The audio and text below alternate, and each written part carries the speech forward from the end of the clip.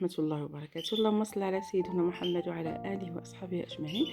إن شاء الله جيتكم بهذه الوصفة هذه نتاع الحلوة المشقة، ديك الغريبة المشقة. كتجي زوينة وكتجي رائعة وهشيشة هشيشة هشيشة، وتجيكم مشقة وزوينة إن شاء الله. ونتمنىكم تكونوا مزيانين وبخير وعلى خير إن شاء الله يا ربي. هنايا كنضيف هنايا درت واحد نص كيلو ديال اللوز، وكنضيف السكر سنيده، سكر حبيبات. عندي هنايا واحد 4 المعالق، لان ما خصنيش نكثر انايا، ما نكملوش الحلاوه بزاف، لانه هو ديجا سكر كلاصي كيكون حلو، من الاحسن من ينقص. صافي هنايا وعندي نص كيلو ديال اللوز بقشورو، غير كنمسحو وكنديرو.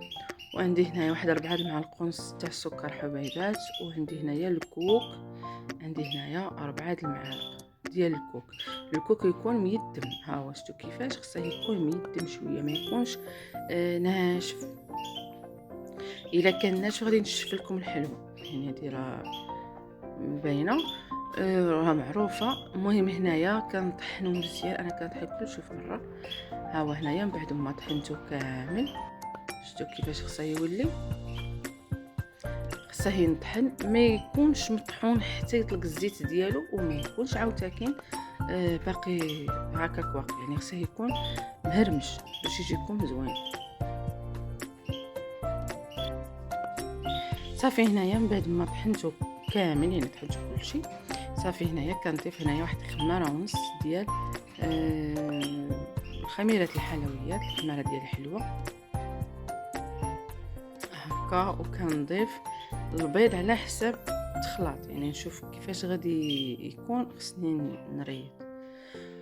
هنا عندي واحد نشاصيه ديال الفاني، ما نكثرش الفاني بزاف، انا غير باش نهرس هذيك الريحه ديال البيض، كنبغي نضيف هذيك الفانيا. كنضيف وحده فاني وصافي. هنايا كنضيف البيض، كندير في الاول كديروا 2 حبات، ومن بعد الا شفتوها ناشفه كتزيدوا، لانها هي خصها تكون شويه دايره.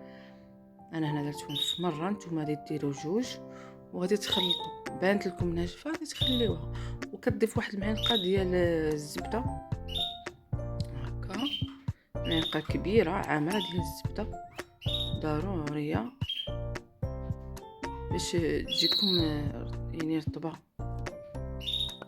صافي هنايا كتخلطوا كلشي في مره. الا كان باقيه خاصها البيض غادي نزيد البيض.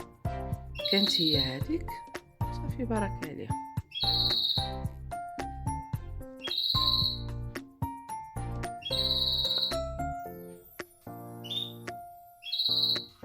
صافي هكا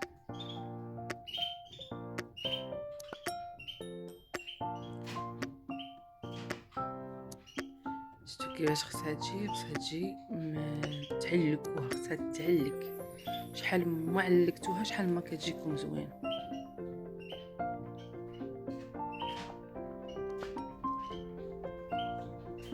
انا هنايا قسمت الكميه، وحده غادي نديرها برقائق اللوز، والنص غادي نديرو بالاخر، يعني كيعطيكم 2 كيلات. والنص الاخر غادي ندير فيه الكاكاو بودره هكا، معلقه مع مرات. صافي كنخلطو هكا مزيان.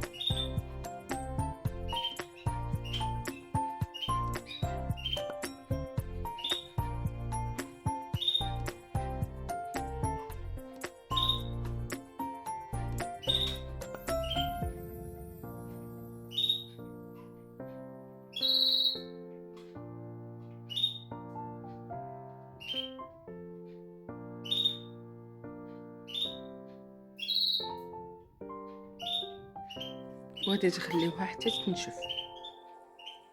هذه هي من بعد ما نشفت كنديرو مع السكر كلاصي، خصنا ضروري نديرو واحد المعلقه ونص ديال النشا. هذا هو سكر سبيسيال، يعني ملي كتسمعوا سكر سبيسيال راهم كيديروا سكر كلاصي تشريه من عند لوازم الحلويات، وغادي تجيبي النشا، غادي تضيفي فيه واحد معلقه ونص كبيره ديال النشا ديال مايزينا، نشا الذره، وصافي غادي تخلطيهم مزيان باش هذيك ديك الحلوه كتلصق عليها ديك السكر كلاصي وكيبقى لكم مزيان، يعني كتجيكم بشقه وكيلصق عليها ما كيتحرقش.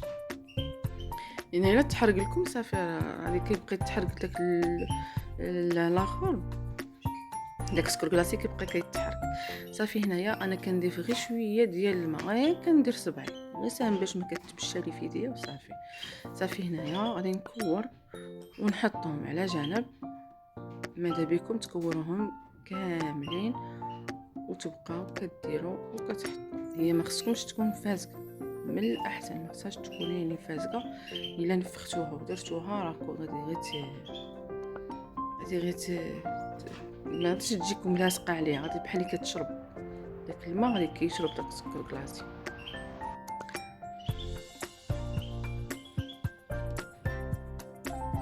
صافي هادي تكوروها في يديكم باش تلصق عليها مزيان وتحطوا على هاد الطريقه.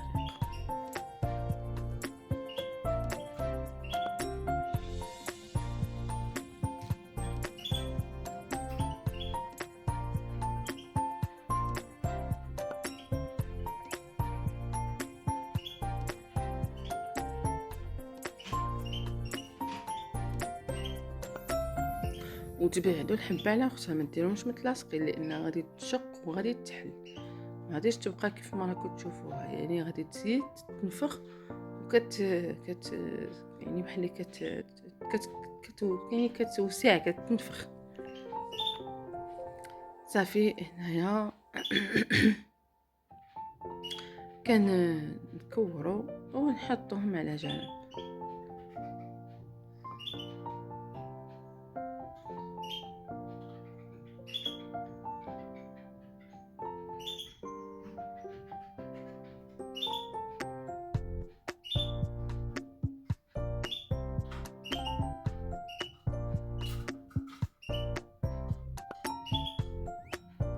كنكوروهم كاملين كنديروهم في السكر كلاصي باش كيجيونا ساهلين، الخدمه كتجيكم ساهله وكتجيكم نقيه. صافي هو هذا كنغسل يديا كنشفهم وكنبقى كنكور فيهم.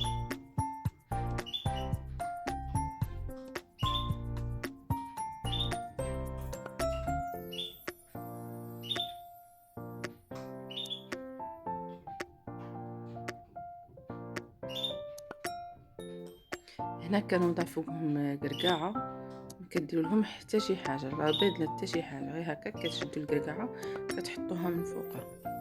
صافي بالنسبه للفرن، الفرن 180 درجه في الاولى يكون ساخن، كتنقصوا له كديروا على 180 درجه وكتدخلوه من الفوق، العافيه تكون من الفوق وتخليوه حتى كيتشق مزيان، عاد كتطفيو عليه. هذه هي من بعد ما تشقت معايا، شوفوا كي كتكون الفوق راه، وهذه هي ملي كتكون الفوق راه كتشق مزيان مزيان مزيان. صافي كي كتودوها لتحت راه كتزيد كتشق عاد. وهنايا نتمنى هذا الفيديو يعجبكم ونال الاعجاب ديالكم ان شاء الله، والى اللقاء في وصفه قادمه ان شاء الله.